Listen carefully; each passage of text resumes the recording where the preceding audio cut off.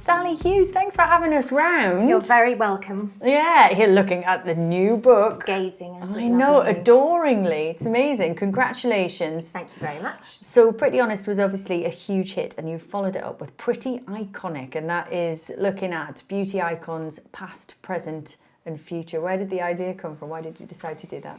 So I was being hassled for another book, and I didn't really want to write another beauty book because the first one was just it was meant to be everything you need is in there, and I felt like it defeated the object to do a volume 2 of more stuff you needed to learn how to do. So I didn't really know what I wanted to do, and then one day, very early one morning, I was lying in bed talking to my partner, and I was talking about the products that I had in the loft in an old toolbox, products that I couldn't throw away, and they were all products that meant something to me. And I was saying how the toolbox was a bit like a mixtape for me, because all these products signified things I was doing, people I was seeing, music I was listening to, places I was going. And I started naming them, and then I started writing them down just on a little note on my phone, and before I knew it, I had over 300 and thought, actually, maybe that's a book. So I emailed my publishers and said, I think this might be a book, and they loved it straight away. They understood it straight away and said, go for it. Then I had to write the bloody things. I was a bit gutted. I'd overcommitted. Yeah. But yeah, and then we were off. I was surprised how emotional I got reading the book. I mean, I knew I would. I knew there would be kind of really touching chapters in there. But the Old Spice chapter, I was absolutely bawling. And it runs the kind of full gamut of emotions, doesn't it, really? And it made me think about how complicated and personal everybody's relationship with beauty is, particularly if you're a bit of a beauty junkie. Like, it's everything, isn't it? Because it's personal and intimate, it's social, and then of course it's nostalgic, it's your life, it's your autobiography. Well, you know, I'm a big one for attaching sentimentality to objects. First of all, I do that anyway, so I especially do it with beauty products. And I often think that they're so of their time that I think they can signify times of your life more strongly than anything else. You know, quite often when you read in a glossy magazine, you read a load of posh women saying, and this was my Bieber dress that my mother left me, or here's my Aussie Clark wedding dress that was my grandmother's, or whatever. And I can never relate to that. For me, it's the Vosine around the bath, or the smell of my nana's handbag and the compact she would take out of it. I suppose those kind of little cheap objects mean a bit more to me because I saw them around me all the time. They're not heirloom things, but they're things that have loads of memories and meaning steeped in them for me. And they're kind of normal life as well. I mean, yeah, that's the kind of quotidian nature of shampoo and soap. Yeah. I find quite appealing. And you also say in the book that, you know, no matter what else is going on in the world, in your life, there is a kind of beauty connection that you're making on some level. There's a particularly memorable episode featuring a boy band member where you end up fully clothed in a bath. Are you fully clothed? I really was fully clothed. Yeah. I think I can say it was New Kids on the Block. So so when I was a teenager, I was doing makeup backstage at the Smash Hits Poll Winners Party, and then there was an after party in a nightclub, and I went to that. I don't know how, but I pulled New Kids on the Block, the entire band. I have no idea how.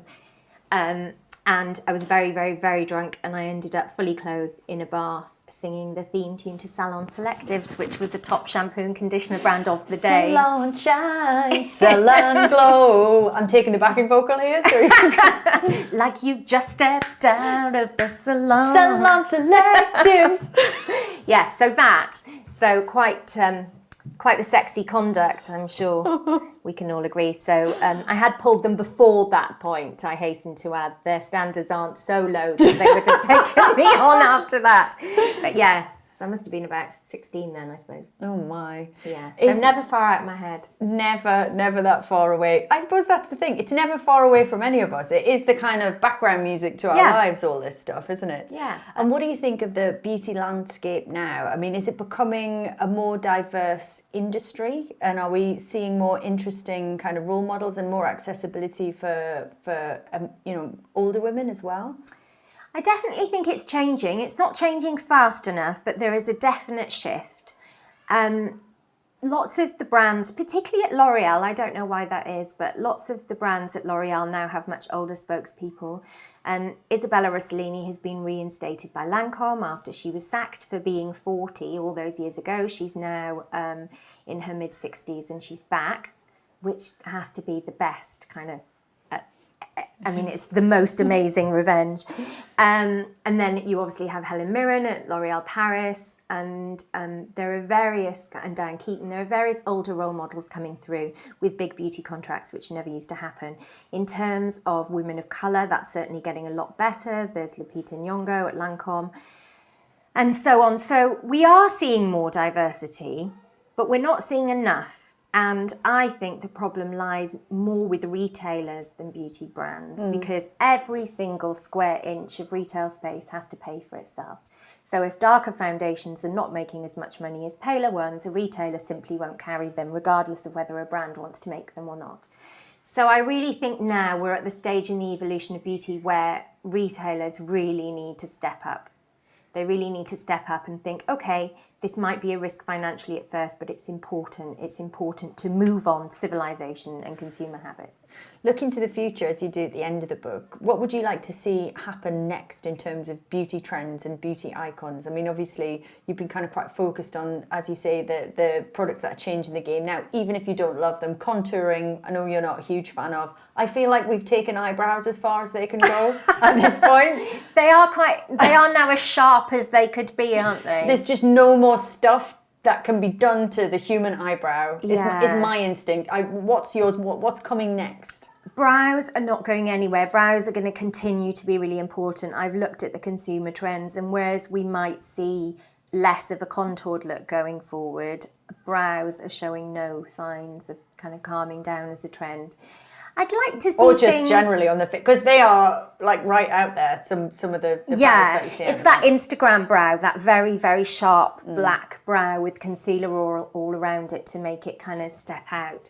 I mean, I'd like to see more softness, but also I'd like to see, I think the main thing I want to see in beauty is diversity, and I don't just mean in terms of ethnic profiling, although that's the most critically important, as is generational, depictions of older women. Those things are socially very important. But just for the sheer fun of beauty, I just wish people would look different more often. Mm-hmm. I feel that at the moment beauty is becoming, or in danger of becoming, quite homogenised. Everybody wants that Kim Kardashian look. And I'll defend to the death anyone's right to wear that look if that's what they want, but there must be more. There must be more that we want. There must be different looks.